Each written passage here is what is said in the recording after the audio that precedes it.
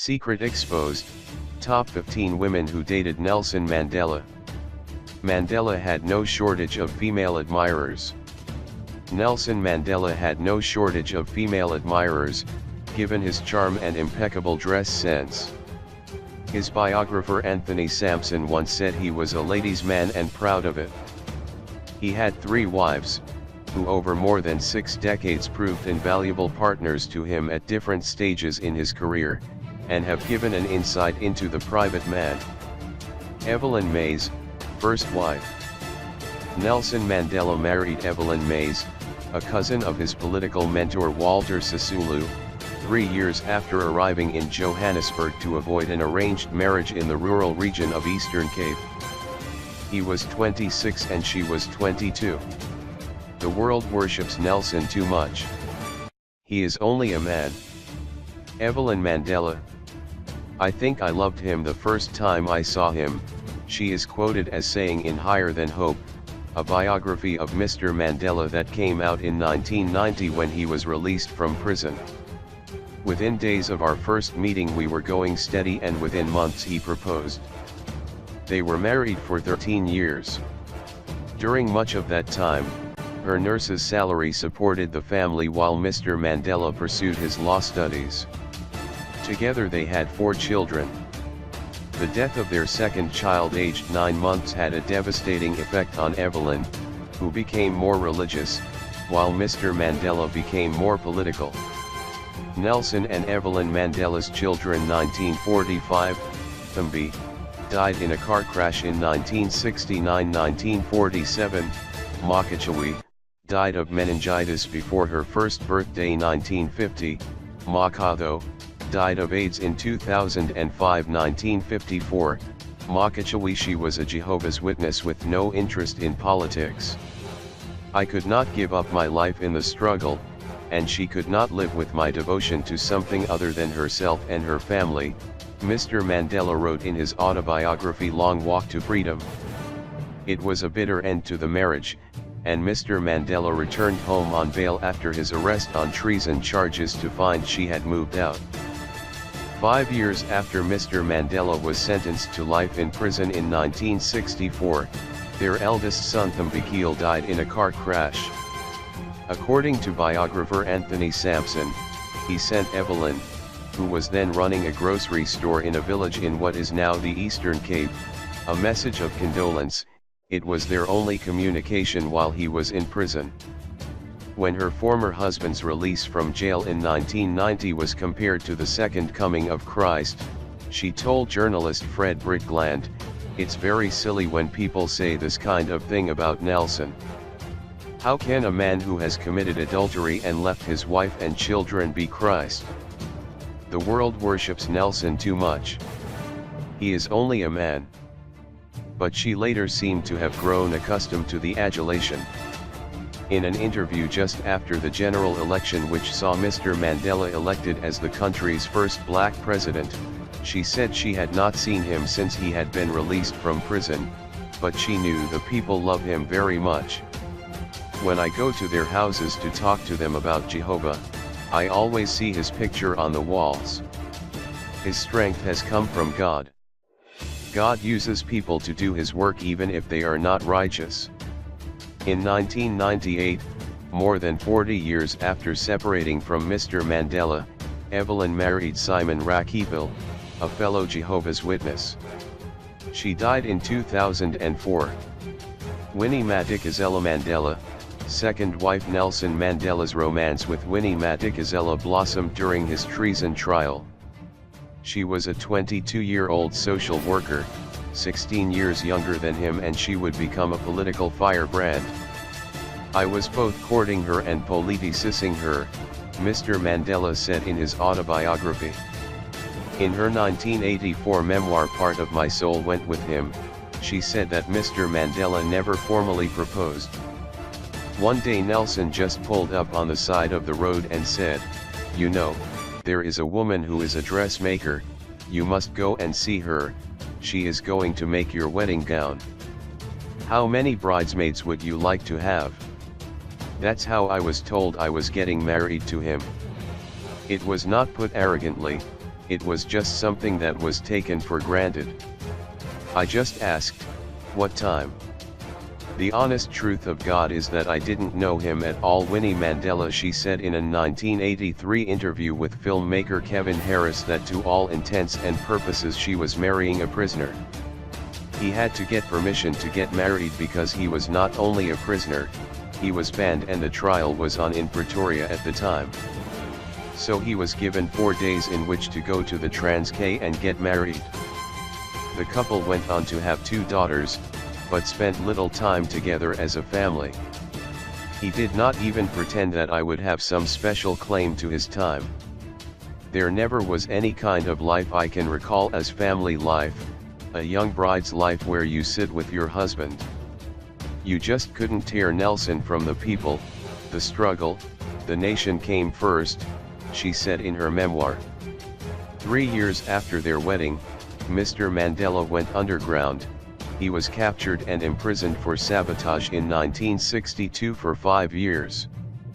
The honest truth of God is that I didn't know him at all, she later admitted to Mr. Sampson. He is human. While he was in prison, the Rivonia trial began, and the defendants could have faced the death sentence, instead they got life in prison. Nelson and Winnie Mandela's children 1959, Zinani, now ambassador to Argentina 1960, Zinzi. From this time, Winnie was determined to keep the struggle going with her name. She faced banning orders, imprisonment, and was exiled to a township near Brandfort. Visits to see her husband were difficult. Exile is like being in prison at your own expense. Worst of all was being without my children and not having the opportunity to play the role of a parent.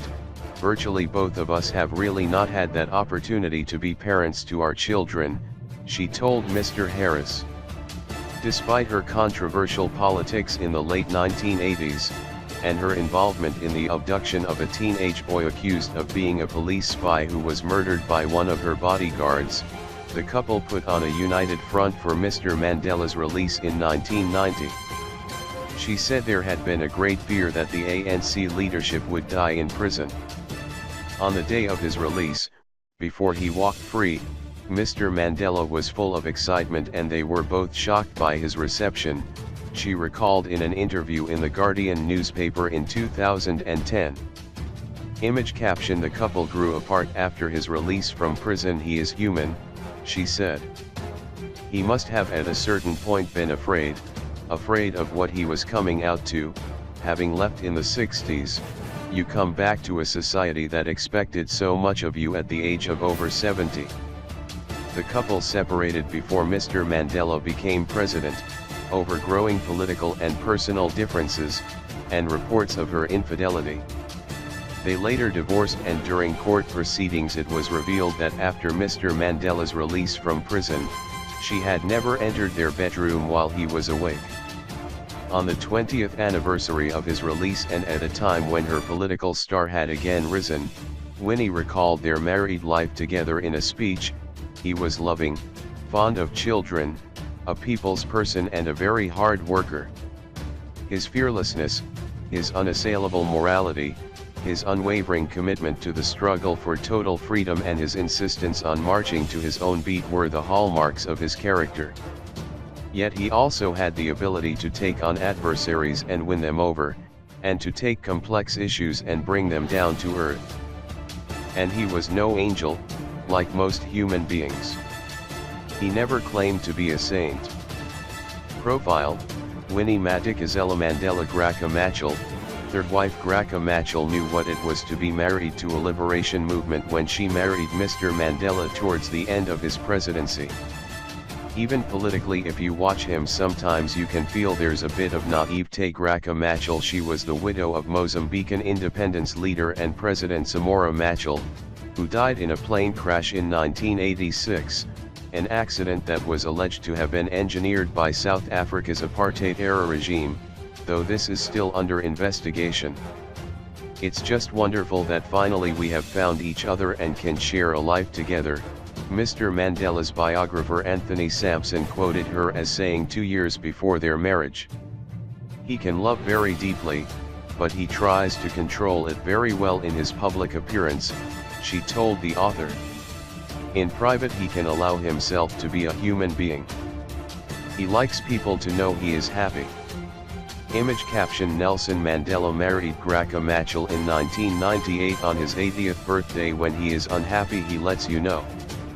He's a very simple person, very gentle. He is down to earth. Even politically, if you watch him sometimes you can feel there's a bit of naivete. 27 years his junior, she was reportedly reluctant to marry him because of her sense of obligation to the people of Mozambique, and the tension between Mr. Mandela and Winnie Mandela following their divorce. He is vain. According to Mr. Sampson, she agreed to spend 2 weeks every month with him in Johannesburg in 1996, finding it hard at first to adjust to his early rising and bedtimes. He could be very impatient and very stubborn, and in a sentiment shared with Mr. Mandela's other wives, she told Mr. Sampson, "He is a symbol, that's correct, but he's not a saint."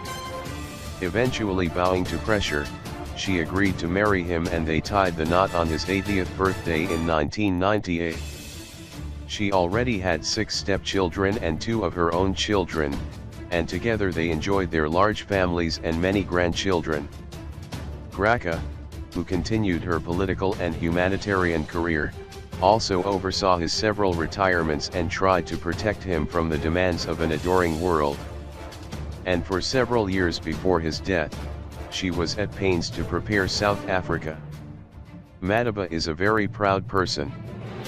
He is vain, so when he realizes that he can't walk tall and firm like he used to be, he doesn't like it, she told CNN on his 91st birthday. To see him aging is something that pains you. You understand, you know it has to happen. That spirit, that sparkle, somehow is fading. Nevertheless, she told the BBC in 2010 it was wonderful to watch Mr. Mandela get old gracefully. Yeah.